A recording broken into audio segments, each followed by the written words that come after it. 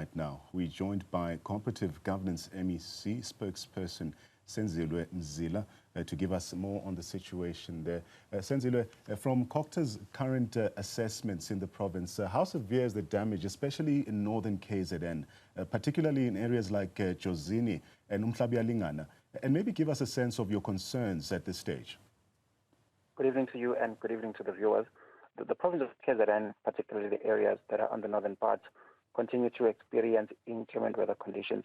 The MEC for COGTA visited these areas today where he led relief efforts.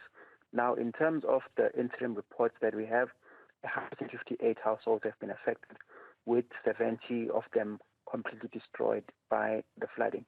The MEC was accompanied by senior officials from the Provincial Disaster Management Center and a number of NGOs that the department works closely with to ensure that communities are provided with support. From what we're getting, communities are reported to be completely cut off, with learners unable to reach schools. What immediate interventions are being prioritized at this stage to restore access and ensure learner safety as well? Yes, this is very true. The weather conditions have deteriorated in the area. There are a number of areas that have been cut off. The MEC was able to visit some of the affected areas. More importantly, the department is working closely with the Department of Education to ensure that learners and teachers are safe. There are a number of schools that have been affected, particularly in the area of Jozini. The weather conditions there continue to be monitored, and our teams are working closely with KZN Education to ensure that we safeguard human lives. Yeah. And how is COGTA coordinating with the Department of Education or even transport and local municipalities to address damaged roads and also disrupted schooling in the region? Yes, there are a number of roads that have been damaged by the weather conditions. The MEC did visit one of the roads that was affected, P449 in Jozini, where the road has been reduced to just one lane as a result of the damage caused by flooding. Part of the interventions are that some of the yellow plant equipment from the various municipalities are going to be used as soon as the flooding subsides to try and start repairs and earth movements to try and repair these roads. But also, more importantly, there has been a declaration of a state of disaster which has been done by National Disaster Management Center. The MEC for COGTA has welcomed this, as this now paves the way for municipalities to reprioritize their budgets so that they can swiftly respond to these disasters. Yeah. And given that assessments are still ongoing, what early indications are there, especially regarding the scale of infrastructure damage and the potential cost to repair it? Well, the damage has taken place in three sectors. We've got public and private property that has been damaged. Here we're talking about roads. Also, we've had health facilities that have been damaged as well as a result of the inclement weather conditions. Also, we do have as well the farming community within the area of Jozini or the northern KZN who have been affected. The MEC has dispatched our teams who are conducting assessments across all these three sectors, and we should have a better picture as the week progresses in terms of the final extent of the damage. Yeah. With the national disaster now declared, what additional support or even resources will KZN receive? And how quickly can communities expect relief to reach them at this point? Well, through the visit of the MEC, there is relief that is being provided to the affected communities. Through the Provincial Disaster Management Center, there was relief that was handed out by the MEC, but also the MEC is working closely with the National Department of Human Settlements. We are in contact with them specifically in regards to the issue of temporary residential units that must be provided to the affected households. Also, in terms of the National Disaster Management Center, the declaration of a state of disaster, what it basically means is that now all three arms of government are encouraged to strengthen disaster management measures and implement coordinated mitigation strategies. So what this means then is that the various parts of government are now going to sit one more time to ensure that specifically within our province, we find innovative ways to respond to the disasters by supporting communities. Mr. Mzila, residents often feel frustrated during disasters. Let's speak about this. How is COGTA ensuring clear communication with the affected communities about your relief efforts and timelines as well?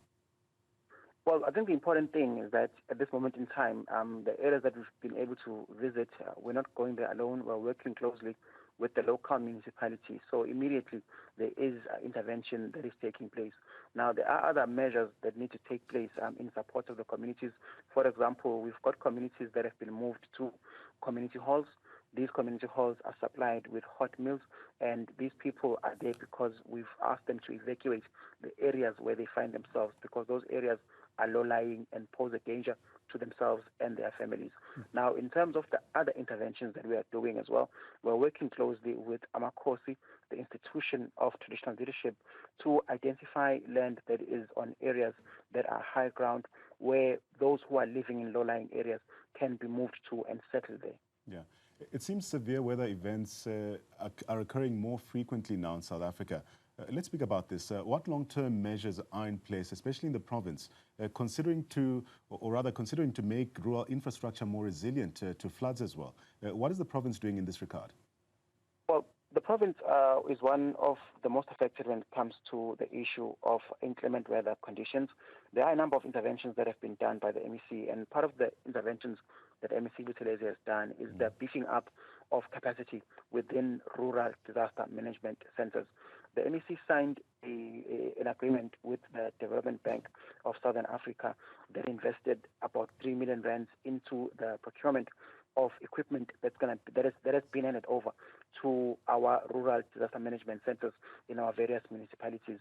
The MEC did not stop there. He also, right now, as we speak, there is a construction taking place in Nkandla, which is one of the most rural municipalities in the province. We are building a state-of-the-art disaster center that will be able to service communities that are surrounding the local municipality of Nkandla. So the MEC has been practical in his approach and has ensured that both private and public entities are working together to ensure that the province is disaster resilient. Yeah. And what safety warnings or guidance is the department currently issuing to residents, especially those in low-lying or flood-prone areas? Well, one of the warnings that we are issuing to residents is for them to stay clear of flood waters. We noticed a number of incidents while we were in the area of Jozini where children were playing with flood waters. Now, this is very dangerous, it's very unhygienic, and poses a risk to their lives. The MEC has made a call for parents to ensure that children do not go near these large bodies of water, as these can be very dangerous. We are also expecting the inclement weather conditions to continue across the northern parts of KZN, and the MEC has placed all of our teams on high alert, and the MEC continues to call upon motorists and residents to be cautious on our roads and to ensure that they take care and ensure that they safeguard themselves and their families. Yeah.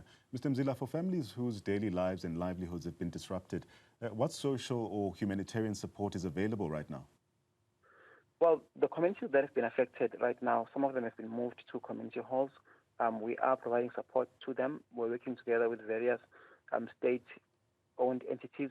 Also, we're working together with our NGOs, social partners, and humanitarian organizations.